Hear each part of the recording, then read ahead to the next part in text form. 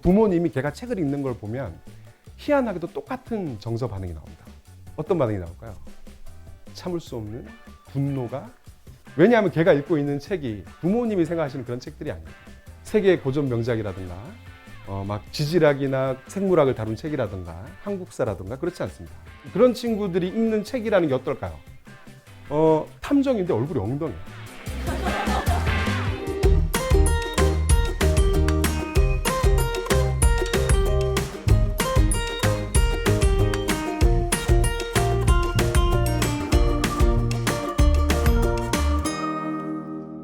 저는 남양주에서 공독서가라는 서점을 운영하고 있는 동네 책방지기 최승필이라고 합니다. 반갑습니다. 제가 독서교육업계에 들어온 지가 이제 한 20년 정도 됐습니다.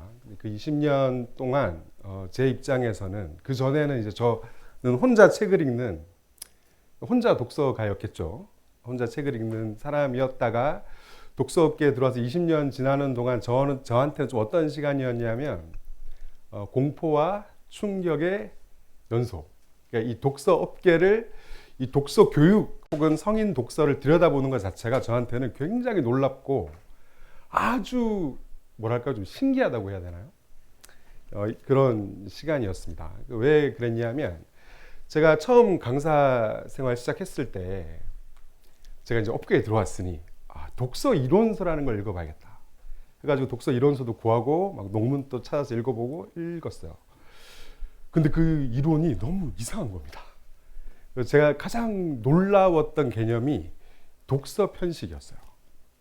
이런 놀라운데 독서 편식이라는 게 자기가 좋아하는 분야의 책만 읽으면 안 된다는 거잖아요.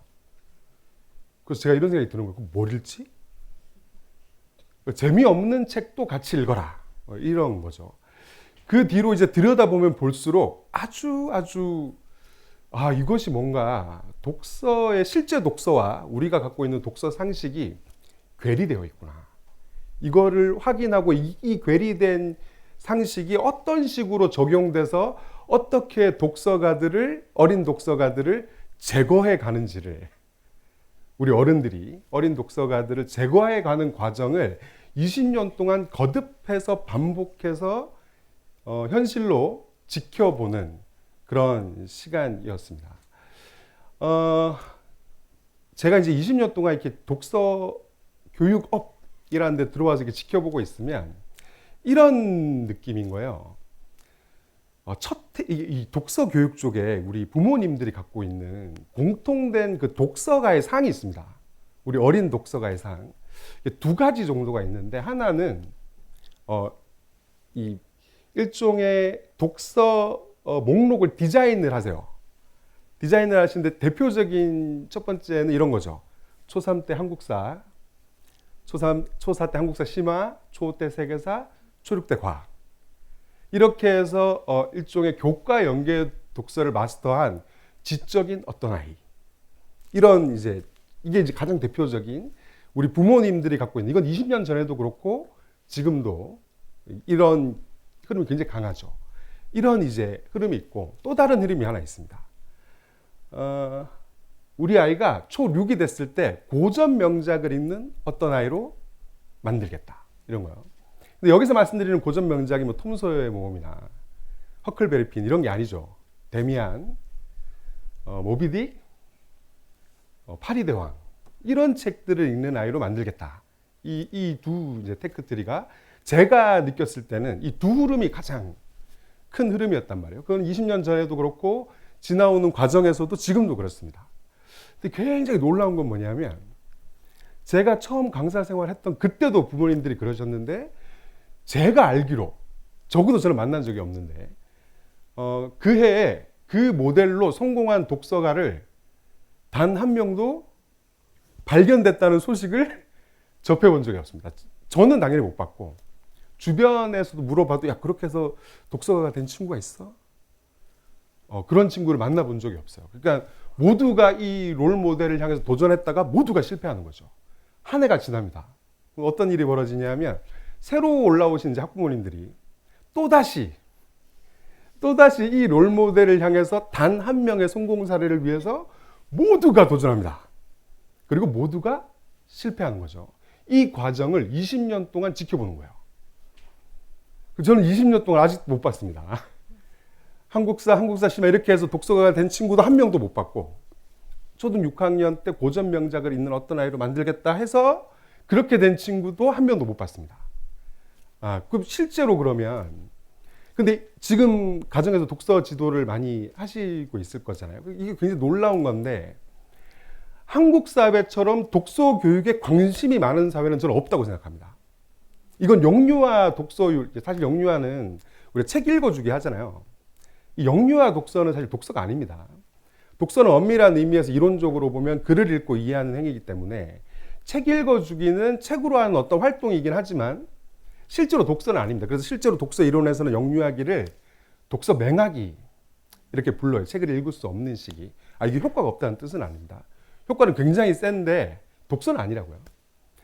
자, 근데 이 영유아기 때, 그래서 이 영유아기는 독서가 아니기 때문에 어떤 나라도 통계를 안 잡아요. 책을 얼마나 읽어주고 있지, 우리 부모님들이. 이런 통계를 안 잡는데, 그럼에도 불구하고 저는, 그 영유아기에 우리 책 읽어주는 정도, 이걸 독서로 친다면 압도적인 세계 1위일 거라고 생각합니다. 한 나라에 이렇게 책을 읽어주는 부모님들이 이렇게까지 모여서 산다는 건 불가능해요. 이게 모 기업에서 한번 이렇게 설문조사를 한 적이 있습니다. 하루에 30분씩 책 읽어주시는 분 체크해 주세요. 이렇게 부모님들한테 했더니 그때 제 기억으로 93.5%인가? 독도가 우리 땅이냐고 물어도 이렇게 안 나오죠. 근데 굉장히 많이 읽어주는 거죠. 이렇게 읽어주는 이유는 사실 분명하죠. 우리는 경쟁교육 체제에 있고 부모님들의 교육률이 굉장히 높기 때문에 어린 시절에 영유아기에 아직 한글을 모르는 상태에서 할 수 있는 가장 교육적인 행위로 책 읽어주기를 이제 생각하시는 거죠. 그러다 보니까 책을 이렇게 많이 읽어줘서 전 세계에서 핀란드 따위는 우리 발 뒤꿈치도 따라오지 못할 정도로 굉장히 압도적인 책 읽어주기 활동을 도서관에도 어린이집 가보면 초등, 중학년, 고학년보다 영유아들이 압도적입니다. 가보면 엄마 손잡고 와서 막 책 엄청 빌려서 가고 또 반납하고 이걸 계속 하는 거죠. 자, 이때 당시에는 굉장히 이때 당시만 놓고 보면 저 같은 사람이 보면 한국의 미래가 이렇게 밝을 수가 없어요.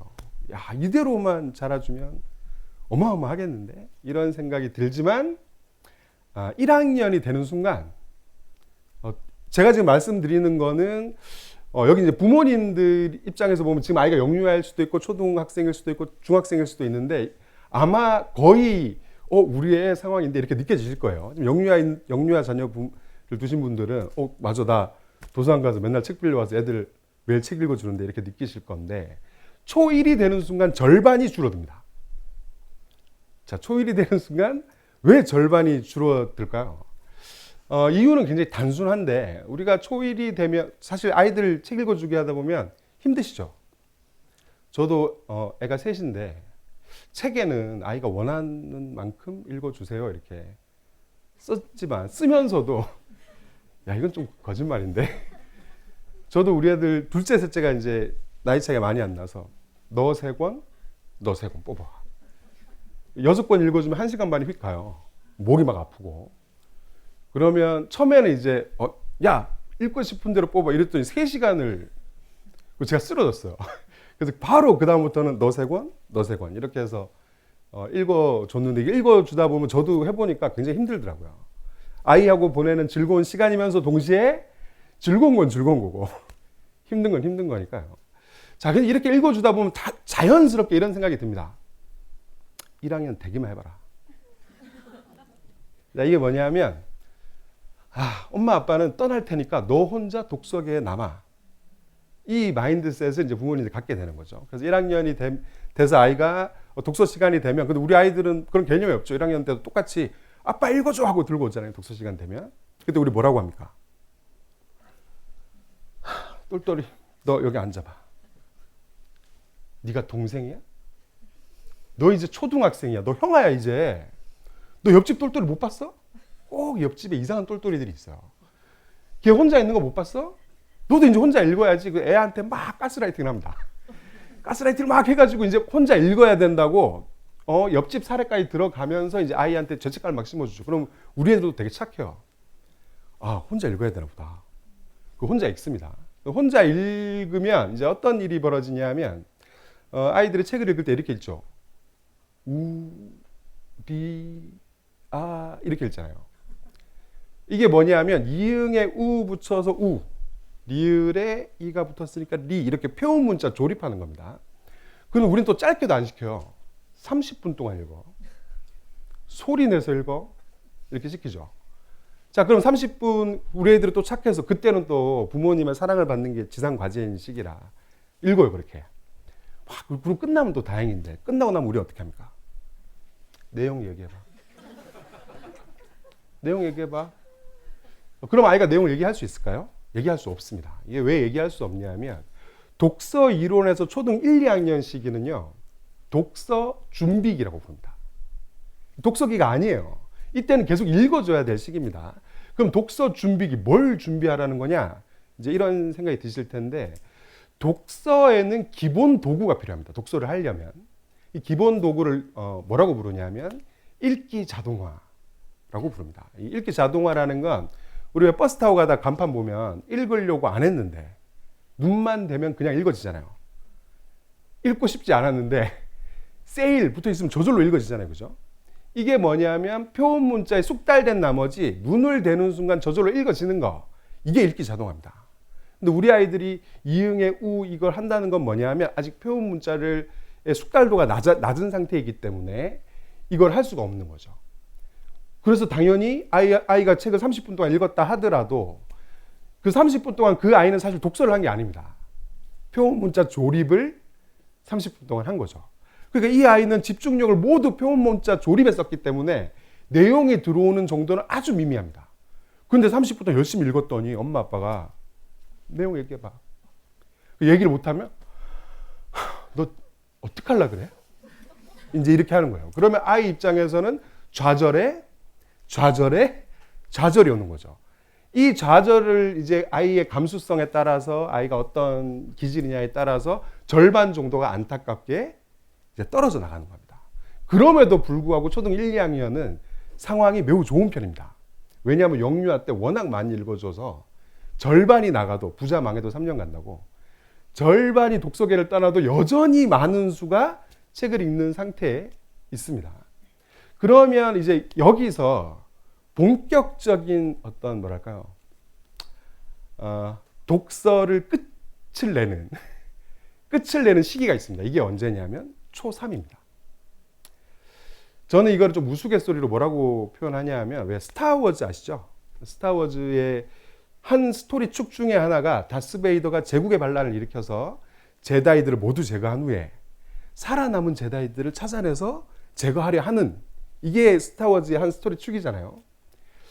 저는 우리 독서 교육의 현실이 이 제국의 반란하고 비슷하다고 생각하는데 반란을 일으키는 다스베이더가 누구냐 하면 우리예요. 우리 부모님들이요. 그리고 그 광선검 붉은색 라이트 세이버를 징 하고 뽑아들 때가 언제냐면 초3 때입니다. 이 초3 때 되게 슬픈 점은 뭐냐면 독서 이론에서 본격적 독서기를 언제로 보냐면 초3 때로 봐요. 이게 결과적으로 이렇게 되는 겁니다. 독서 맹하기, 독서 준비기 때 아주 높은 독서율을 자랑하다가 사실상 스스로 책을 읽는 본격적 독서기에 들어오자마자 10% 이하로 독서율이 떨어지는 거죠.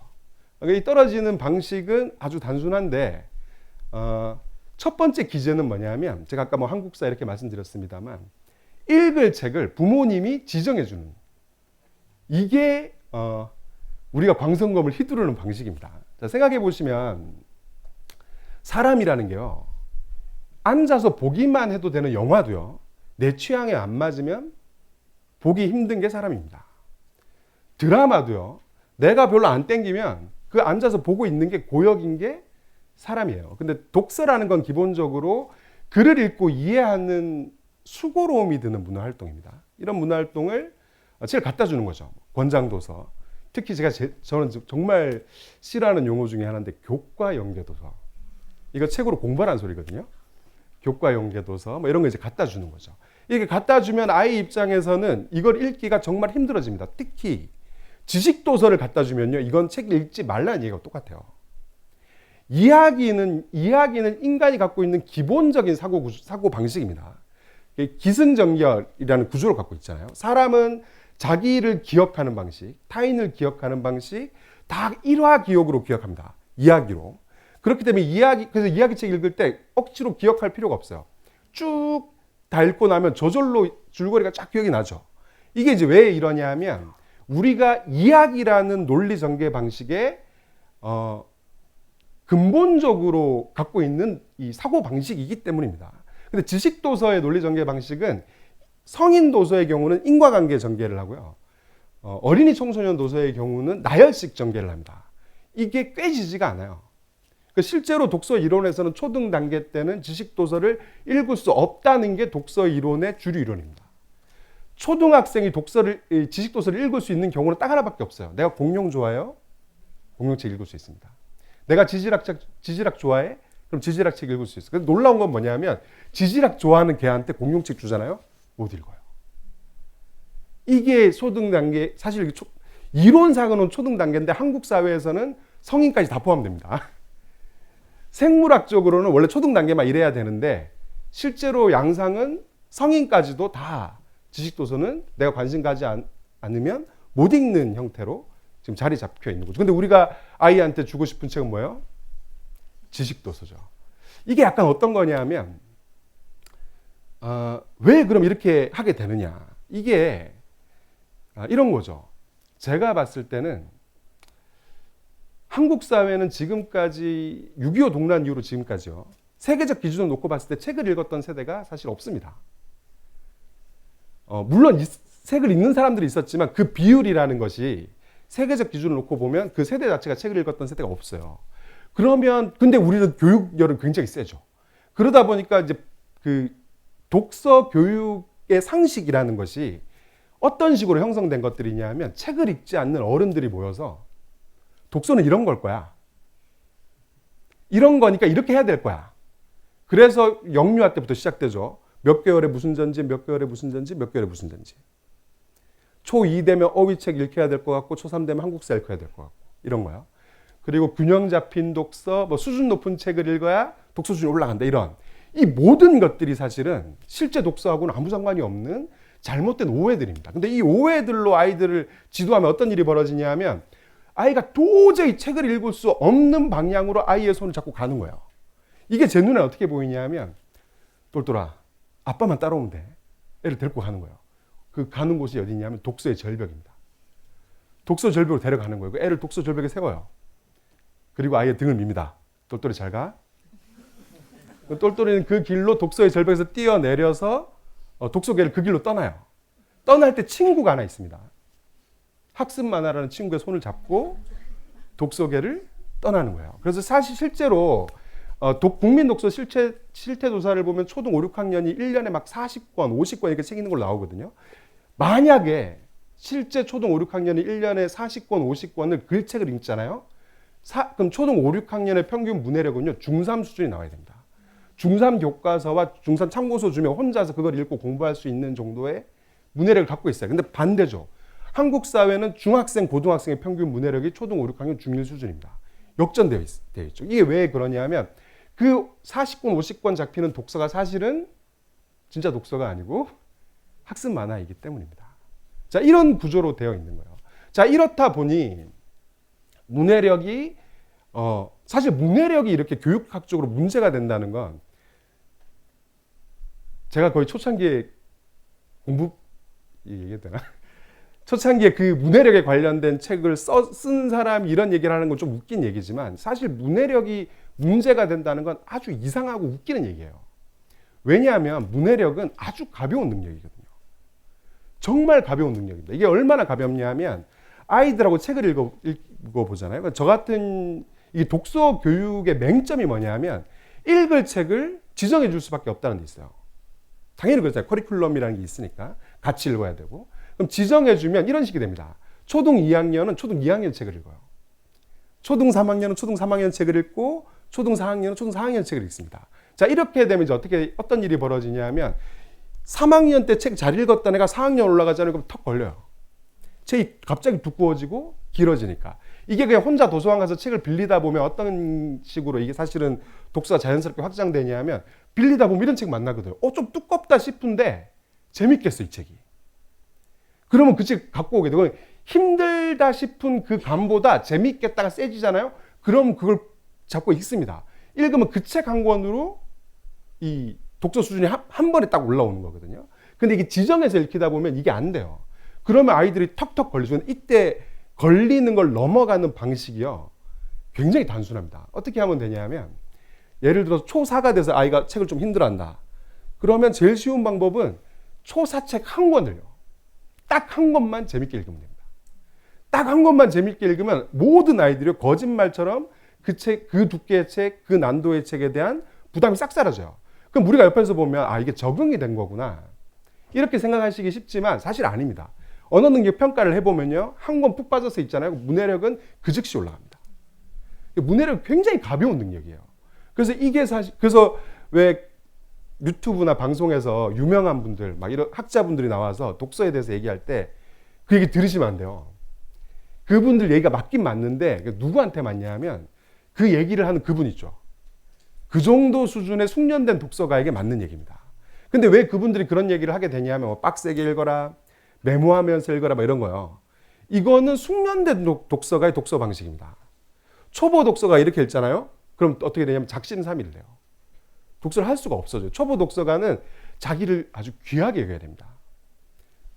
책을 재밌겠는데 펼쳐서 봤는데 5줄 읽었는데 좀 어렵다 싶잖아요. 바로 다시 꽂아야 돼요. 도전적인 독서를 하시면 안 됩니다. 왜냐하면 내가 쉽고 재밌는 책 한 권 읽잖아요. 푹 빠져서 그러면 문해력은 그 즉시 올라갑니다. 이렇게 한 4-5권만 읽잖아요. 그러면 문해력은 성큼 갑니다.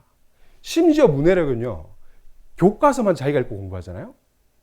그래도 학교 공부하는 정도의 문해력은 필요 충분하게 확보됩니다. 물론 교과서를 자기가 읽는다는 건 책처럼 이렇게 읽는 걸 뜻하는 건 아닙니다. 우리 초록이라고 하죠. 왜 우리 학교 다닐 때 교과서 놓고 시험 기간 되면 막 A4지 접어가지고 막 꼼꼼하게 요약 정리하잖아요. 그게 교과서를 읽는 방식인데 이렇게 공부 방식만 이렇게 해도요. 문해력이 부족해서 책을 공부를 못한다는 건 말이 안 되는 일이에요. 아주 쉽게 올라가는 능력입니다. 근데 지금 아이들이 이렇게 이제 되는 이유는 뭐냐면 제가 아까 말씀드렸던 것처럼 초3이 되면 책을 갖다 주는 방식으로 아이들 독서를 이제 우리가 끝을 내잖아요. 그 뒤는 어떻게 되냐? 그 뒤는 책을 읽는 애들이 있긴 있어요. 그 뒤에도. 이런 애들이 보통 어떤 애들이냐 하면 슬프게도 못 대처먹은 애들입니다. 말 안 듣는 애들 있잖아요. 초3 때 한국사 읽고 싫은데? 이런 애들이요. 물론 이렇게 싫은데 하는 애들도 있고 여자아이들은 좀 더 고단수입니다. 알았어 엄마 자기 책 빌려올 때 한국사 책 2권 쓱 끼워와요. 그리고 전시해놓죠 엄마한테. 2권 빌려왔다. 그리고 읽지 않습니다. 요런 친구들이 살아남아요. 그럼 그런 친구들이 읽는 책이라는 게 어떨까요? 부모님들 보시기에는 쓰레기처럼 느껴지는 책일 가능성이 굉장히 큽니다. 탐정인데 얼굴이 엉덩이야. 무슨 과자점 얘기를 하는데 딱 봐도 외색이 너무 짙어. 그리고 막 이상한 얄궂은 공포동화. 그리고 등단도 안 한 삼류 같은 어떤 B급 로맨스 동화. 이런 거일 가능성이 굉장히 큽니다. 좀 상태가 좋으면 판타지라든가 생활동화 이런 거 읽는 거죠. 근데 부모님들 보시기에는 그게 너무 별론 거예요. 왜 이 아이가 한국사를 좀 읽었으면 좋겠고 기왕 읽을 거. 이게 문제입니다. 항상. 기왕 읽을 거. 기왕 읽을 거 권장도서, 필독서, 교과 연계도서를 읽었으면 좋겠다는 이 마음. 이 마음에서 이 독서 교육이 도저히 성공할 수 없는 방식으로 지나가는 겁니다. 그러면 살아남은 그 친구들 있잖아요. 우리 좋은 말로 하면 고집이 있고 자기 줏대가 있는 이 친구들. 그럼 이 친구들도 끝까지 살아남느냐? 그렇진 않습니다. 이 친구들도 중학교 들어가잖아요. 대부분이 독서를 그만두게 됩니다. 고등학생이 되잖아요. 그럼 독서 인구는 사실상 없다고 보시면 돼요. 그런 상태에서 이제 졸업을 하죠. OECD에서 가장 책을 읽지 않는 나라의 성인으로 완벽하게 세팅이 된 상태로 졸업을 하게 되는 겁니다. 자, 근데 이 흐름이요. 이게 지금 우리가 겪고 있는 현실입니다. 만약에 부모님들께서 우리 아이가 영유아든 초등학생이든 우리 주변에서 하는 얘기, 야, 이때 뭐 읽혀야 된대. 이 독서가 좋대. 이렇게 하는 게 좋대. 이런 얘기를 계속 들으시잖아요. 그러면 이 지금 제가 말씀드린 영유아 때 많이 읽고 초등 저학년 때 절반으로 줄고 초3 때 바닥을 치고 그 뒤로 살아남은 독서가들을 제거해가는 이 구조에서 절대로 벗어날 수 없습니다. 우리 선배 부모님들한테 좀 배워야 돼요. 20년 동안 우리 선배 부모님들이 이걸 몸소 계속해서 끊임없이 보여줬는데 왜 이게 포기가 안 되는지 저는 이해가 안 갑니다. 그러면 독서는 사실 이런 걸 다 빼고요. 그럼 어떻게 읽혀야 되느냐? 사실 독서를 시키는 방법, 독서는 시킨다고 얘기하는 것도 좀 웃깁니다. 독서의 본질을 기억하시면 돼요. 독서의 본질이 뭘까요? 독서는요, 그냥 즐기는 문화생활일 뿐입니다. 어떤 아이가 영화광이 되거나 어떤 아이가 스니커즈 매니아가 되는 것과 똑같은 작동 원리로 독서가가 됩니다. 그리고 이 성인분들도 독서를 시작하실 때 저는 이제 서점 하다 보니까 이제 성인 독서가 분들도 많이 뵀는데 이 성인분들 중에도 그런 경우 있어요. 1년을 책을 읽었으나 독서가 시작되지 않는 경우가 있습니다. 이 경우가 사실 비율로 보면 더 많아요. 2년이 되는 순간 독서가 아닌 어떤 세계, 책을 들고 있긴 한데 독서가 아닌 어떤 세계로 떠나는 분들도 굉장히 많습니다. 자, 근데 이게 독서를 그러면 어떤 분들은 반대로 시작하자마자 바로 독서가 되는 분도 있습니다. 책 한 권으로 바로 독서를 시작하시는 분들도 있어요. 그럼 독서가 시작되느냐 아니냐의 차이는 어디서 있냐? 그게 누가 됐든요. 뭐 유명한 책 좋아하는 글로벌 리더가 됐든 내 주위에 책 읽는 지인이 됐든 독서가가 되는 방식은 하나밖에 없습니다. 문이 하나예요. 그게 뭐냐면 어느 날 우연히 만난 푹 빠져서 읽게 된 책 한 권입니다. 그 한 권을 만났냐 만나지 못했느냐에 독서가 시작되느냐 아니냐가 판가름 나요. 푹 빠져 읽는다는 건 왜 그런 거 있잖아요. 책 읽다가 정신 차려보니까 1시간 반 지나 있고 책 70페이지 넘어가 있고 나 울고 있고 이거예요. 이걸 한번 딱 경험하고 나면 뭘 느끼게 되냐면 독서라는 게 엄청 재밌는 거구나를 느끼게 됩니다. 이게 다른 종류의 재미하고 좀 달라요. 모든 것이 그렇듯 영화가 주는 재미가 다르고 뭐 운동을 하는 재미가 다른데 독서를 하는 재미도 다릅니다. 이걸 한번 느끼게 되면 어떻게 되냐면 야, 이렇게 재밌는 거 또 어딨어? 도서관에 가게 됩니다. 그럼 책도 빌리겠죠? 그럼 읽고 또 반납하고 이걸 거듭하는 겁니다. 이렇게 만약에 푹 빠져 있는 책을 읽게 되면 아까 말씀드렸던 것처럼 문해력이 성큼 성장하게 되는데 이게 어느 정도인지 제가 한번 말씀드려 볼게요.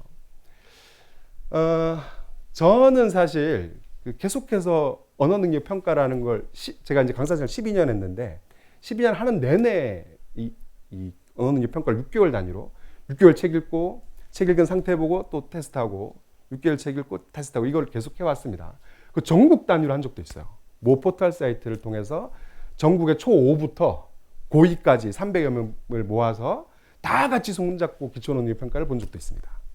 근데 이 기초능력 평가라는 걸 이제 좀 이해를 돕기 위해서 잠깐만 말씀드리면 이게 뭐냐면 쉽게 말씀드리면 수능 국어 영역을 중학생 정도가 볼 수 있게 수준을 좀 낮춘 쉬운 수능이라고 생각하시면 됩니다. 거기에 실제 수능 10문제 들어가 있고요. 그거 아세요? 수능 1번부터 10번까지는 책 좀 있는 초등 5, 6학년들도 다 맞출 수 있습니다. 대화문 있고 막 이런 거 있잖아요. 10문제 정도는 다 맞출 수 있어요. 그 뒤가 이제 어려운 건데 그 뒤에 지문이나 문제를 좀 쉽게 낮춰서 이제 테스트를 해온 겁니다. 자, 이렇게 이제 테스트를 해보면, 아까 독서율이 굉장히 떨어져 있는 상태라는 말씀을 드렸잖아요. 이 독서율이, 물론 이 문해력이 이제 이렇게까지 많이 교육학적으로 문제가 될 정도로 낮아진 데는 독서율도 독서율이고, 학교 공부를 듣고 이해하는 방식으로 완전히 외주화한 것도 굉장히 큽니다. 교과서 스스로 읽고 정리하고 이걸 하지 않기 때문에 그걸 통해서 이제 문해력이 올라올 수 있는 게 차단되어 있는 거죠. 책 읽으라 그러면 학습만화 읽게 되는 거고 쉴 때 스마트폰 하게 되는 거고 이 구조가 사실 굉장히 큰데 이걸 이제 깰 때 이제 어느 방향부터 깰 거냐로 생각해 보면 사실 책을 읽는 게 가장 쉽습니다. 책을 읽는 게 가장 쉬운데, 자 그러면 초5부터 고2까지 다 같이 손잡고 일종의 쉬운 수능을 같이 수능 국어영역을 본 거죠. 그때 재밌는 건 평균 점수가 다 비슷했다는 거예요. 초등 고학년, 중학생, 고등학생의 평균 점수가 2점 차이에 따닥따닥따닥 붙어 있었습니다. 근데 이거는 사실 예견된 일이었어요. 제가 강사 생활할 때 이미 그거는 데이터로 계속 나오는 거였습니다. 아이들이 읽을 수 있는 최대치의 독서 수준이 다 똑같다고 보시면 되는데, 초등 5, 6학년이 읽을 수 있는 가장 어려운 책은요, 청소년 소설입니다.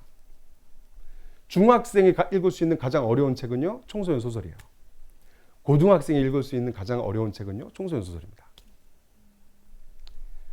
물론 여기서 한 발 더 나가는 친구들도 있어요. 이 청소년 소설이라는 건 청소년 소설만 얘기하는 건 아니고 청소년 소설 정도의 언어 수준을 가진 책, 그런 책으로 어떤 책이 있냐면 히가시노 게이고, 베르나르 베르베르 같은 장르 소설적 특성이 강한 소설이요. 이런 소설이거나 아니면 성인 도서로 치면 에세이, 그리고 자기계발서, 요런 정도가 초등 5, 6학년 중1 정도의 독서 수준으로, 독서 능력으로 읽을 수 있는 책들입니다. 근데 실제로 초 5, 6, 청소년, 고등학생까지 해서 사실은 성인도 한국 사회에서 읽을 수 있는 책의 수준의 맥스는 청소년, 제가 방금 말씀드렸던 이 책의 범주를 넘어서기는 힘듭니다. 뭐 개별적으로 넘어서는 분들이 있지만 평균으로 놓고 보면, 세대 평균으로 놓고 보면 여기가 한계예요. 실제로 다 비슷비슷한 거죠. 근데 이 테스트에서 1등을 누가 했냐면 초등 5학년 여학생이 했습니다. 하나 틀렸어요. 하나 틀렸는데 얘 같은 경우는 이제 하나 틀렸다는 얘기는 이제 어떤 거냐면, 얘한테 중3 교과서랑 참고서 주고 공부해봐 하면 중학교 3학년 교실에서 공부를 제일 잘하는 애만큼 할 수 있는 그런 정도의 문해력을 가진 아이였습니다. 근데 이런 친구, 근데 이거 하기 전에 다 통화를 했거든요, 부모님들하고. 통화를 했을 때, 자, 이런, 통화를 딱 하는데 독서, 얘는 손댈 게 없는 거예요. 요대로만 놔두면 됩니다. 그러면 자, 봐보세요. 이 친구가 전형적인 독서가형 인재입니다. 저는 통화하면서 얘가 어떻게 책 읽는지 듣자마자, 얘는 전형적인 독서가형 인재네? 그래서 제가 그랬거든요. 점수 되게 높게 나올 겁니다. 이렇게 말씀드렸는데 이게 사실 통계적인 겁니다. 제가 무슨 예지력이 있어서가 아니라 그런 친구들은 이런 특징을 보인다 하는 통계적인 건데, 그 친구가 책을 읽는 그런 독서 지도에 성공하잖아요. 부모님이 걔가 책을 읽는 걸 보면 희한하게도 똑같은 정서 반응이 나옵니다. 어떤 반응이 나올까요? 걔가 책 읽는 걸 보잖아요. 참을 수 없는 분노가, 왜냐하면 걔가 읽고 있는 책이 부모님이 생각하시는 그런 책들이 아니거든요. 세계 고전 명작이라든가, 막 지질학이나 생물학을 다룬 책이라든가, 한국사라든가, 그렇지 않습니다. 그 친구는 판타지 동화 마니아였어요.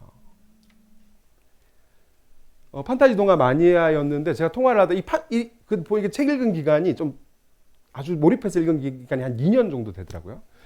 그리고 이 해리포터를 10번 읽었대요. 이러면 게임이 끝난 겁니다.